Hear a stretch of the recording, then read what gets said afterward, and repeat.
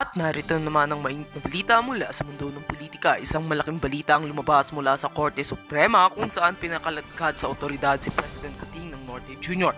Ang desisyong ito ay naging usap-usapan sa buong bansa kasunod ng ilang aligasyon at mga isyu na umabot sa pinakamataas na hukuman ng bansa. Ang mga detalyeng lumabas ay nagdulot ng pag-aalala at pagkalito sa mga mamamayan, kaya naman agad na nagtulungan ang mga opisyal ng gobyerno upang magbigay linaw sa isyu. Ang mga ulat na tumutukoy sa pagkakasangkot ni PBBM sa isang kontrobersyal na kaso ay nagdulot ng takot at pangamba sa mga taga-suporta ng administrasyon. Ayon sa mga eksperto, ang desisyon ng Korte Suprema ay maaaring magbunsod ng mga malalaking pagbabago sa political landscape ng bansa at isa na nga rito ang posibilidad ng mga pagbabago sa posisyon ng mga miyembro ng gabinete at maging ng unang pamilya. Habang isinasagawa ang mga legal na proseso, naging abala rin si First Lady Liza Smuggs na tila nagulantang sa mga pangyayari. Ayon sa ilang mga testigo, tila hindi inaasahan ni First Lady Liza Marcos ang mga pangyayari at may mga ulat na nagdesisyon siyang magbigay ng pahayag ukol sa issue. Sa isang press conference, sinabi ni Liza Smuggs na ang mga aligasyong ito ay walang basihan at hindi makakaapekto sa kanilang administrasyon. Kami ay patuloy na maglilingkod sa bayan at maghatid ng pagbabago, aniya. Hindi kami matitinag ng mga ganitong uri ng hamon. Gayunpaman, hindi rin naiwasan ng mga mamamayan na magtanong kung anong magiging epekto nito sa imahe ng pamilya Marcos. Habang patuloy ang mga kaganapan, marami ang nagtatanong kung handa na ba si Vice President Sara Duterte sa pagsabak sa posisyon ng pagka-presidente. Matapos ang mga controversial na pangyayari sa administrasyong Marcos, nagsimula ng magsanib pwersa ang ilang sektor na magsusulong na siya na ang nararapat na magpatuloy sa pamumuno. Ayon sa mga political analysts, si VP Sara ay may mga plano at handang-handa na upang maglingkod sa bansa bilang susunod na pangulo kahit na hindi pa siya opisyal na idineklara. Si VP Sara Duterte na kilala sa kanyang matibay na posisyon sa politika at sa mga tagumpay sa kanyang mga proyekto sa mga nakaraang taon ay tila hindi naguguluhan sa mga isyong bumabalot sa kasalukuyang administrasyon. Kami ay nakatuon sa serbisyong publiko at sa kapakanan ng bawat Pilipino, aniya sa isang pahayag. Ngunit marami pa rin ang nag-aabang kung ang mga susunod na hakbang na tatahakin ng pamilya Marcos ay magbubukas ng pagkakataon para kay VP Sara na manguna sa bansa sa susunod na mga taon. Ang mga kaganapang ito ay tiyak na magiging malaking usapin sa mga susunod na linggo ang patuloy ang pagtutok sa mga desisyon ng Korte Suprema at ang posibleng epekto nito sa mga hinaharap na hakbang ng gobyerno ay magiging mahalaga sa paghulog sa politika sa Pilipinas. Habang ang mga mata ng publiko ay nakatutok sa mga susunod na pangyayari, marami ang nag-aabang kung paano ito makakaapekto sa kasalukuyang administrasyon at kung ano ang magiging papel ni VP Sara sa hinaharap ng bansa. At heto nga ang mga balitang ating pagkakatutukan at kung bago ka pa lamang sa aking channel ay huwag kakalimutang mag-like, share and subscribe para updated ka sa aming mga bagong balita dito sa Tatak Pinas.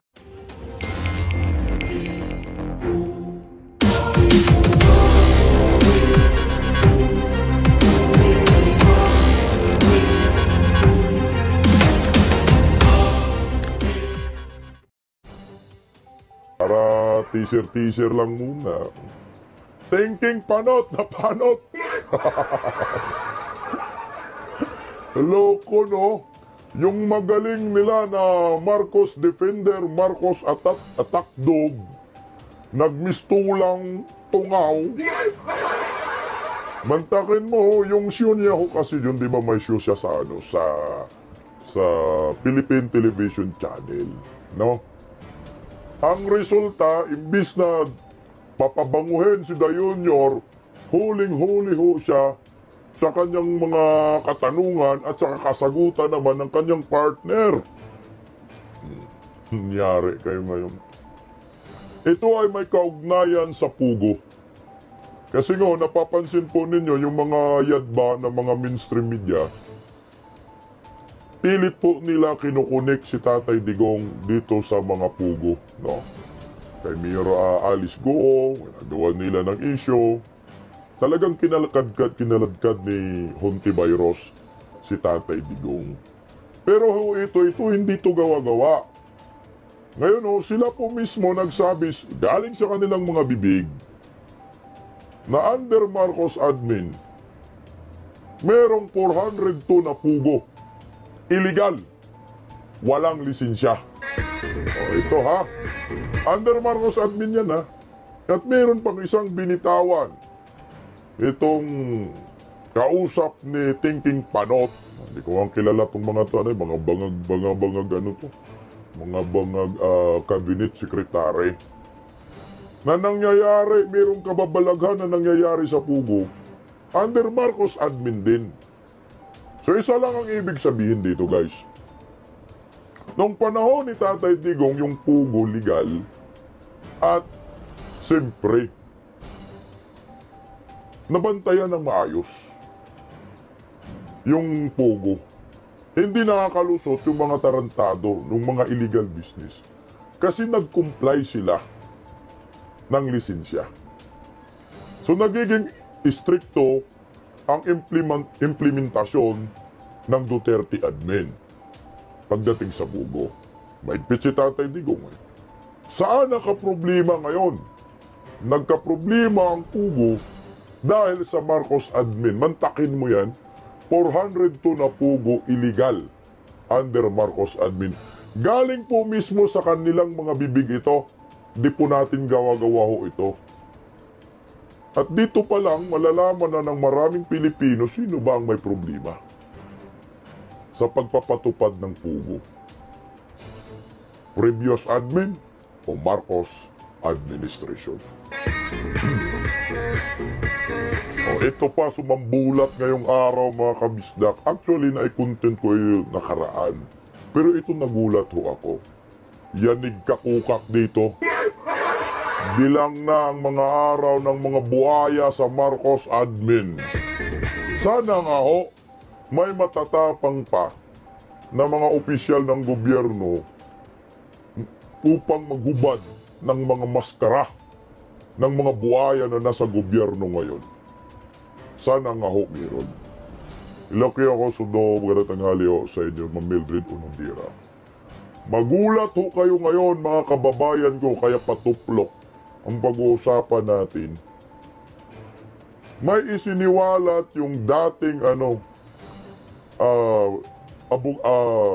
kongresista si Edgar Irici, no? Edgar Irici. Meron ho kasi nagpadala sa kanya ng mga files. Nagpadala po ng mga files sa kanya na tinawag po niyang The Bahamas Files. Nako. The Bahamas Files, na ang laman po nito ay sa kay Irici kasi 14 accounts. 14 accounts po. Ng isang kumilik official. Isang kumilik official. Inihain po niya ito kagahapon o kanina. At kamakailan, meron ding isiniwalat itong si Kong Marcolita. Patungkol naman dito, konektado. Pag tinignan ko po, pinanood ko kanina yung video ni Marcolita, Kong Marcolita, pareho. Pareho yung tinutukoy na isiniwalat ngayon ni Edgar Irici, Bahamas Files, sa isiniwalat naman ni Kong Marcolita. Isang official din po ng Kumilik. Yung kay Kong Marcolita naman, maraming accounts. I think 49 accounts. Offshore accounts tawag doon. Pag sinasabi mong offshore accounts, ito po yung mga bank accounts po na sa ibang bansa ho. Bilyonis po ang halaga ng account. Ito yung tanong. Sino ang may utak ng Bahamas Files at kanino ito at sino ang nakinabang nito? Naku ho. At magulat ka, may pumiyok. Ay, ina. Bakit pumiyok? Hindi naman ikaw tinuturo, bigla kang pumiyok. Hello, GGR Bilyones o ito ha? O siyempre, sino bang pumiyok? Si Kumilik Chairman George Garcia. Ang tanong, kanino bata itong si George Garcia? Alam naman ho natin, banat ni Marlica, banat ni Atty. Glinchong ay tao. Bata to ni Kuka. Kaya patuplok guys, baka madetect na naman tayo ng NTC ni Malo. Pinasight in contempt po itong si Comelec Chairman George Garcia ng dating kongresista. Naku, iyakan na itong mga animal. Grabe ho talaga, mga mala buhaya na ho. Yung buhaya nakikita natin, normal na buhaya ho. May buntot, may kaliskis, pangil, laking tiyan yan, ang normal na buhaya. Pero ho, itong mga buhaya under Marcos administration nakakatakot ho eh. Kasi may mga paliktik na, mayroon pang mga sungay. Di na ho sila takot sa kanilang mga ginagawa ngayon. Kung ano man yan. Unahin po muna natin itong patungkol sa pugo. Dahil mga kabisdak, maging mapagmatsyag ho tayo dito. Dahil lumalabas na ho na yung investigasyon ko nun nila kay Mayor Alice Guo ay talagang kinukuni kay Tatay Digong. Grabe, matindi gumawa ng kwento itong si Hontiveros. Sa bagay, may araw din naman yan mga yan eh. Hello Lilit Taguno, pinipilit nila hatakin si Tatay Digong patungkol po kay Mayor Alice Guo at sa pugo. Pero sila rin naman ang nagbisto kung anong klaseng gobyerno si Tatay Digong patungkol po sa pagmantinar o pag-asikaso dyan sa pugo na yan. Hello Ma'am Lilit Tagono, maraming salamat po sa inyong pakulay. Ang problema dito sa mga tungaw, akala ho siguro nila si Tatay Digong ay kurakot. Kurakot na opisyal ng gobyerno. Sabi ko nga ho sa inyo, batuhin nyo na lang si Tatay Digong ng ibang issue. Huwag lang itong korupsyon. Kasi talagang mapahiya lang ho kayo. Kaya ito, pakinggan po muna natin itong pautot ni Hontiveros. O ito. Iniimbestigahan na ang posibleng koneksyon ni suspended Bamban Mayor Alice Guo sa ilang sangkot sa anomalya ng Pharmaly. Yan ay matapos sa pag-alamang nakipagtransaksyon kay Guo ang kapatid ng dating Presidential Economic Advisor na si Michael Yang. Tingnan mo ha, sinabi pa nga lang kapatid ng dating economic advisor daw si Michael Yang. Nakipag-transact daw kay Mayor Guo. Pero tinabla ho sila dito ng abogado ni Michael Yang. Yan tuloy oh. Narito ang aking report. Managot siya sa kanyang mga accountability. May bagong impormasyong ibinunyag si Senator Risa Hontiveros tungkol kay suspended Bamban Mayor Alice Guo. May kaugnayan daw si Guo sa isang Hong Jiang-yang na kapatid umano ni Michael Yang. Si Michael Yang na dating Presidential Economic Advisor ay nasangkot noon sa issue ng Pharmaly dahil sa pagbili umano ng overpriced COVID-19 supplies ng Administrasyong Duterte. Tingnan mo yung mga word, puro umano-umano. Kasi nga, gawa-gawa. Kasi nga, black propaganda. Kasi nga, ididimulis lang ang mga Duterte, sisiraan lang si Tatay Digong. Puro umano-umano lang. Walang katotohanan nga. Gawa-gawa. Alam mo yung COVID na yon? Diyos ko, mga animal, oh. Hindi ninyo alam yung Bayanihan Act na kinabang nga sa bayan ng Pilipino, eh. Eh kung hindi dumiskarte si Tatay Digong, hindi tigok na kayong lahat.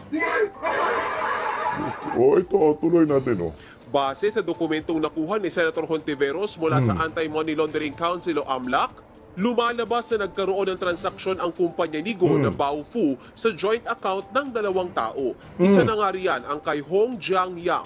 Incorporator din daw ng Fullwind Group of Companies si Hong Jiang-yang. Titignan din daw ni Hontiveros kung may koneksyon dito si dating Pangulong Rodrigo Duterte dahil dati niyang economic advisor si Michael Yang. Anong pakialam ni Tatay Digong Mimal? Talaga. Ano ba nangyayari sa mga utak nila? Sabihin na lang natin, kapatid ni ng economic advisor ni Tatay Digong yon, ni Michael Yang. Ngayon, kung merong mga kabulastugan na doon, anong pakialam ni Tatay Digong doon? Anong meron? Anong pakinabang ni Tatay Digong? Eh, sampalin lang yan ni Tatay Digong. Alam mo kasi pagdating sa korupsyon, hindi mo po pwedeng batuhin ang mga Duterte. Malabo pa yan sa pusit ng malabo pa yan sa sabaw ng pusit. Wala talaga yan. Mahihirapan kayo dyan patunayan. Jigger Hurtao, welcome sa Bisdak Pilipinas. Sabi ko nga, Hmm. mukhang one big happy family pala itong mga Pogo at family members. Hmm. Baka nga itong family pala ang farm na kinalakihan ni Alice Guo. Anyone? May napatunayan ka ba sa Parmali? Ang tanong ko, ikaw naman nagreklamo noon patungkol sa Parmali, meron? Merong illegal na nangyayari? Merong illegal na gawain? Hanggang ngayon, puro dakdak lang itong si Ontiveros. Gawa-gawa, puro ngawa. Sumasakay. Tingnan mo, hinahatak niya si Tatay Digong. Hinahatak niya yung mga Duterte. Oh, hinahatak niya. Ngayon, nung hinahatak niya, siyempre, tatakbo kasi yung senador, napag-usapan siya eh. Feeling naman ng mga tungaw, mga bangag, bayani ito. Ay, mga ulol. Kung hindi dahil kay Tatay Digong, marami ng patay kasama ng mga bangag supporters. Kasama ng mga dilawan. May Bayanihan Act. Lahat ng nangyayari doon, legal. Walang illegal. Pinasa nyo po yan eh. Pinasa nyo sa Kongreso, pinasa nyo sa Senado. Ngayon nagdadakdak kayo. Sige nga. Eh kung si Junior yung presidente nung panahon ng COVID-19, may mabuhay kaya kahit isa? Pabalik-balik, parmali, wala naman napatunayan. Pinipilit lang ninyo kinukunik ang mga Duterte sa mga illegal na pugo daw. Wala nga. Basura yan. Oh, Kung ma-establish namin na talagang may connection, naging mataas na advisor siya kay Duterte at malapit sa dating presidente, then o tingnan mo ha, wala pa silang patunay. Pero dakdak na dakdak sila sa media. Tira sila sa media kay Tatay Digong black propaganda. Wala man ebidensya. Walang patunay as in. Ito yung gawain ngayon ng mga anti-Duterte kasama yung bangag admin na ito, mga tambaloslo supporters. I-trial by publicity ka, demolition job. Kaya itong nangyayari kay Mayor Alice Guo, nakawawa lang man yan si Mayor Alice Guo eh. Dahil bata pa naman yan na politician. Tapos tinarantado ng mga buhaya. Maraming nainggit ho kasi. Kasi maganda yung takbo ng Bambantarlak eh. Yung ekonomiya. And of course, may tatanong din namin kung ano yung posibleng koneksyon ng dating presidente sa Pogos na ito. Pero Ulol! ayon sa abogado ni Michael Yang na si Attorney Raymond Fortun, wala siyang kilalang Hong Jiangyang. Una niya na rin iginiit na walang kinalaman sa Pogo ang kanyang kliyente. O ito, makinig ka, Hontiveros. Ito yung magaling na abogado, si Attorney Raymond Fortun. Wala daw siya kilala na kapatid ni Michael Yang at hindi po nagpapangalan na animal Chinese Hong Jiangyang. Alam mo kasi mga Chinese, mga magkaparehong apelido, mga Yang, mga Tan, mga Su, Asin, Suka, na ganyan. Ano mga Chinese? Pag ikukunik agad, nagkamag-anak. O ayan, sinabi, wala mang kaming dyan, wala mang kapatid. At hindi namang konektado itong si Michael Yang sa pugo-pugo na yan. Sampal ang abuti ni Tatay Digong yan kung nagkataon. Baka malibing pa ng buhay. Oh. Kaya tuloy, Atty. Fortun. Ayon naman kay dating Presidential Chief Legal Counsel Salvador Panelo, desperado na raw si Hontiveros na iugnay si Duterte sa anomalya ng Parmali. Wala raw basihan ang pagkakaugnay kay Duterte sa anumang katiwalian. Sa ngayon, hindi pa rin natutuntun si Mayor Go. Tama yung word na ginamit ni Atty. Sal Panelo, desperado. Kasi napahiya man itong si Hontiveros patungkol sa kuno investigasyon sa Parmali. Napahiya yan eh. Walang kwenta. Desperado, lalo na ngayon madesperado sila. Kasi nga gusto nila ipakulong si Tatay Digong sa ICC eh. Sinong makukulong ngayon? Yung kakusa nila. Yung kadugo nila, ayan si Franz Castro at sa Turukampo makukulong na kunti na lang. Bias nga ho ang gobyerno ngayon eh, under bangag admin eh. Si Pastor Kibuloy may reward. Hindi pa guilty, hindi convicted, may presumption of innocence, sinuhusgahan nire-rewardan ng 10 milyon, gustong ipakulong. Samantala ito, si Franz Castro, ayan na convicted, beyond reasonable doubt, walang presumption of innocence, ang laya animal walang reward, dapat ito, hinanting na rin ito ng Nga 2,000 sak. Hello, Ma'am Emelita Bryan. Sabi Emelita Bryan, tayong mga Pilipino, marami doon sa atin. Nagkapareho ang pangalan tulad ng nanay ko. Marami talaga. Kasi, malagkit na isip nila. Saktan sila ngayon eh. Patoplok guys. O tuloy o. Na pinaaaresto ng Senado matapos hindi sumipot sa mga hearing. Kaugnay sa operasyon ng mga iligal na pogo sa kanyang bayan. Wala na siya sa kanilang farm sa Bamban. Kahit ang 3 kapatid ni Go at kanyang mga magulang na pinaaaresto rin ng Senado, hindi pa rin nakikita. Pati ang mga sinasabing consultant ng mga pogo sa Bamban at Porac, Pampanga, hindi rin mahagilap. Tanging accountant ni Go na si Nancy Gamo pa lang ang hawak ng Senado. Ayon naman sa abogado ni Go, kumbinsido siyang nasa Pilipinas pa rin ng alkalde. Ako, ang lagi advice ko sa kanya, siyempre, alam mo, mayor, di pa pwede magtago habang buhay, lalo na mayor ka, di ba? So, hindi mo makaharapin niya pa yun, di ba? Pero mas lumalala raw ang issue sa mental health ng alkalde dahil sa panggigipit ng ilang opisyal. Imagine mo, pati mga confidential AMLA report lumalabas. Yan, nag-uudyok, lalong lumalala yung kanya trauma, lalo siya natatakot. Sa July 29 ang susunod na pagdinig ng komite ng Senado tungkol sa mga iligal na pogo. Ayon kay Senate President Chis Escudero, kapag hindi pa rin nagpakita si Go, hihingi na nila ang tulong ng National Bureau of Investigation para mahanap ang alkalde. This is not a punishment for the commission of any crime. Itong pagdita na sa kanya ay para tiyakin lamang na siya'y mag-a-attend ng pagdinig ng Senado. Hello, Ma'am Liz Natividad. Maraming salamat sa pakulay. Alam niyo kasi, Senator Chis Escudero, yung Senado kasi ngayon, ano na ho kayo? Marumi ho kayo. Marumi po yung laro ng Senado ngayon. Under Marcos admin. Yung institusyon ninyo, ginagawa po yung kuta